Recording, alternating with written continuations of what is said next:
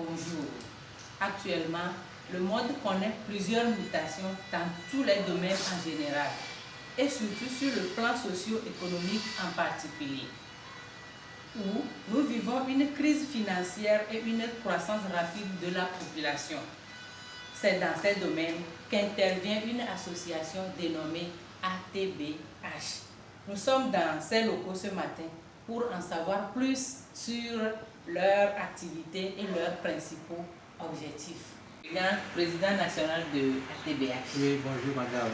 On entend parler de ATBH. Qu'est-ce que ATBH? Ok, merci pour la question.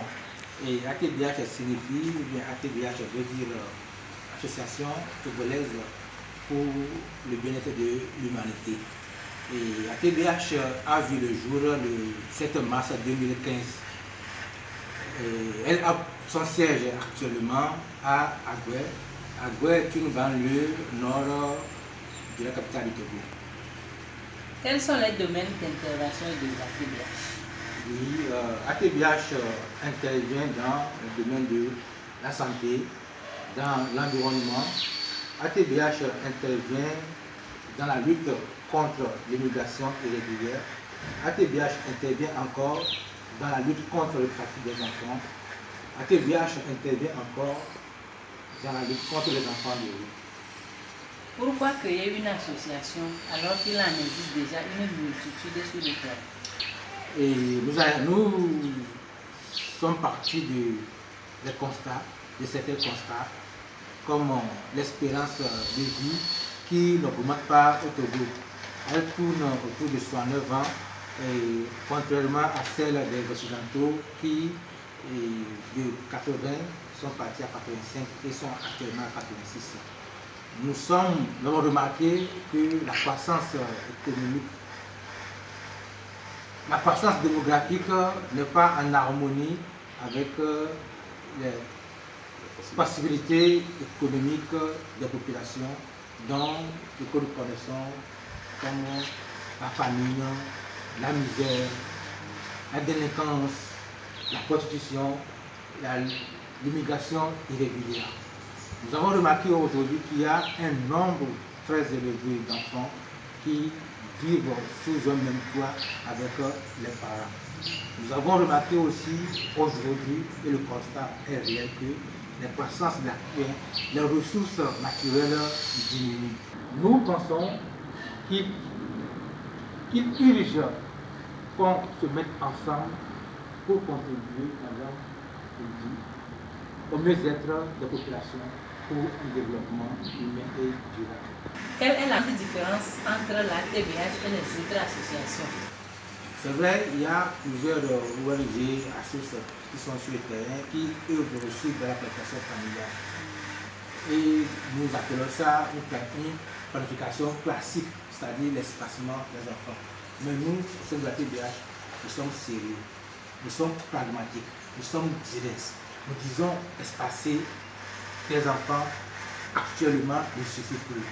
Si on, par exemple, un enfant, une fille qui commence à faire des enfants à 12 ans, à 20 ans, à 30 ans, si à chaque 2 ans, elle en fait, elle peut arriver à une dizaine et que ce n'est plus raisonnable. Nous disons maintenant dans la TBH, c'est là qui fait la différence, nous allons espacer les enfants. Mais nous disons à la population que maintenant, il faudrait qu'on mette un frein, qu'on dit stop, on doit limiter les naissances. À 3 enfants par foyer est raisonnable actuellement. C'est la grande différence qui existe entre ATBH et les autres associations qui sont sur le terrain. Pourquoi insistez-vous sur le nombre 3? Merci beaucoup pour cette question pertinente. Vous avez constaté que selon le développement du président, il a parlé du nombre élevé d'enfants en Afrique. Et si nous constatons vraiment les choses, on va voir que l'Afrique subsaharienne par exemple, a une forte natalité, une forte culture de natalité. Et maintenant, à l'heure où nous parlons, on doit faire la part des choses. Et nous disons, entre l'enfant unique et le nombre élevé d'enfants, il faut choisir. Et nous pensons à la TBH que le nombre 3 est raisonnable. Nous savons qu'en Afrique, le nombre élevé d'enfants est un signe de richesse pour la femme. Est-ce que la limitation des naissances à 3 est acceptée par la population lors de vos campagnes? Ok, madame, je vous rassure que nous sommes très bien suivis et acceptés d'ailleurs même sur le terrain. Aujourd'hui, il y a un changement de mentalité et une prise de conscience de la population face aux difficultés de la vie. Le loyer est de plus en plus cher. La difficulté pour les parents de pouvoir scolariser leurs enfants. Amener un enfant aujourd'hui pour les soins est un fardeau pour les familles. Quelque part, le risque de grossesse rapprochée, le risque d'une quatrième grossesse est, on va dire, synonyme de mortalité pour la mère et l'enfant. Tout ce que nous venons d'énumérer en haut prouve à suffisance que la population comprend. Nous ne pouvons plus aujourd'hui adopter, excusez-moi le terme, cette pratique rétrograde de nos grands-parents qui considéraient des enfants comme un bétail, une source de production. Limiter les enfants à 2, à 3 est une logique. Et les pays qui ont un taux de fécondité qui tournent autour de 2 et 3, au plus 4 enfants, ça fait que mieux. Vos actions ne sont pas visibles. On ne vous voit pas trop. Oui, on peut le dire. Pour ceux qui ne nous connaissent pas, nos actions sont d'abord sur le terrain. Nous allons sur le terrain, nous faisons de porte à porte. Nous avons une page ATBH qui est une page Facebook qui est ATBH Imitation et Environnement. Nous publions régulièrement nos vidéos sur notre chaîne YouTube que vous pouvez contacter, bien que j'appelle le public à y jeter de temps en temps des coups d'œil. Pouvez-vous me dire un peu sur quelques-unes des activités que vous menez en 2018? Ok, merci madame pour vos questions qui sont tellement importantes. C'est l'occasion pour nous d'ATBH aussi de profiter de votre présence de la chaîne que vous représentez pour pouvoir exprimer clairement et faire un bilan exhaustif de l'année 2018 qui a été une année très riche en sensibilisation, surtout dans la planification familiale avec l'utilisation des naissances à 3 par ménage. Nous avons travaillé sur le terrain, nous avons été dans les centres médico-sociaux avec qui nous avons des relations très amicales. Nous avons fait des sensibilisations auprès des apprentis tailleurs, couturiers, coiffeurs, tresseuses, qui sont une population très jeune. Nous avons sillonné les écoles, les lycées, les écoles supérieures, où nous avons régulièrement, à chaque fois, prodigué de bons conseils à nos petites sœurs, à nos petits frères, à nos grands frères, à nos grandes sœurs. Et nous avons fait des exposés aussi sur les thèmes grossesse en milieu scolaire.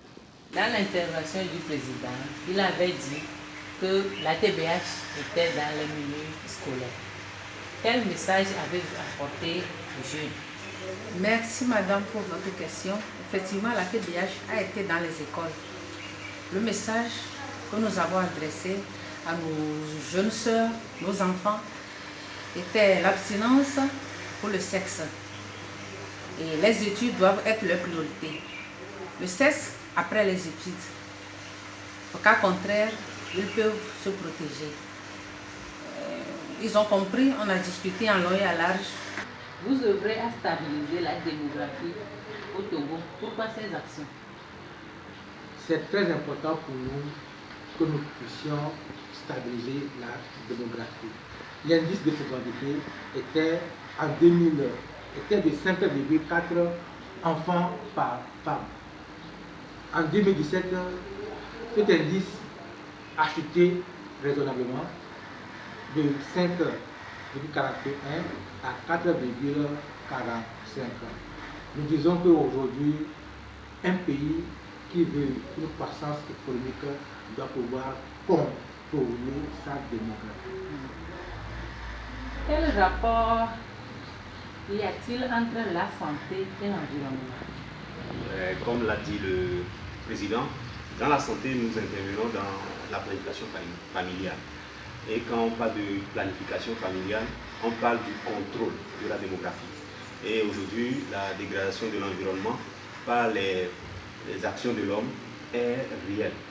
Et plus la population augmente, plus la nature et l'écosystème sont menacés. Et moins bien se porte le monde. Donc, nous allons dire qu'il y a un rapport intrinsèque entre la santé et l'environnement. Quelles sont selon les activités des hommes qui mettent en danger l'environnement? Les actions néfastes de l'homme qui mettent en danger l'environnement sont multiples. On peut citer la démographie galopante au Togo qui joue forcément sur la déforestation en cours dans le pays.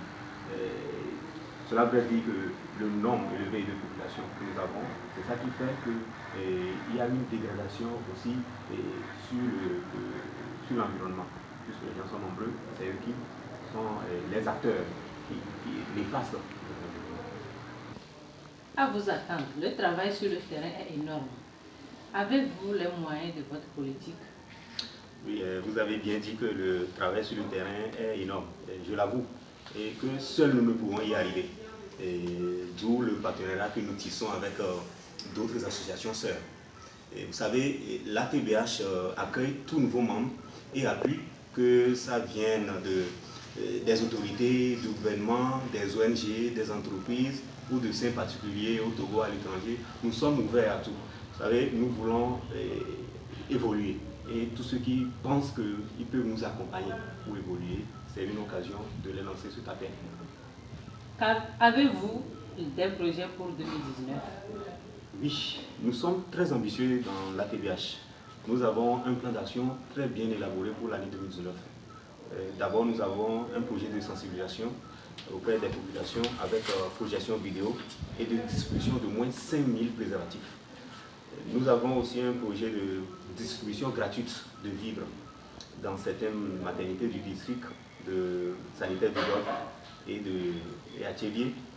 Nous voulons, ce qui est encore plus remarquable cette année, c'est que nous voulons sortir de notre cadre habituel et aller un peu vers la région centrale et la région des plateaux et surtout dans les milieux ruraux où malheureusement la plupart des gens s'adonnent à ce vilain plaisir, excusez-nous, c'est entre parenthèses, de faire beaucoup d'enfants, sachant que les ressources disponibles pour les accueillir ne sont pas en place. Et donc, ils ne se soucient pas du bien-être de ces enfants-là, mais ils font des enfants. Donc, il faut quand même qu'on aille pour les apporter quelques informations fiables pour les aider à vraiment changer de mentalité. Nous voulons un changement de mentalité au Togo. Bien, Monsieur le Président, les derniers mots. Je peux dire quoi encore, ça ce n'est pas le dernier mot, parce qu'on ne finit jamais de travailler. Et nous sommes sur le terrain, nous sommes quotidiennement sur le terrain, comme l'a dit le chargé de projet. Nous avons un plan d'action très élaboré pour l'année en cours. Donc, nous demandons de nous talonner, de venir régulièrement nous interroger. Nos portes sont ouvertes pour votre chaîne de télévision, que nous remercions d'ailleurs le médiateur, s'il est à l'écoute. Vous lui transmettrez nos sincères remerciements par rapport à l'occasion que vous nous offrez de pouvoir exprimer, nous exposer nos activités, nos objectifs et nos ambitions. Merci madame. Oui, nous sommes à la fin de notre entretien. On peut contacter l'ATBH sur le numéro 90 84 18 10 99 44 55 69 ou bien sur Facebook ATBH Limitation des naissances et environnement ou bien YouTube ATBH Association.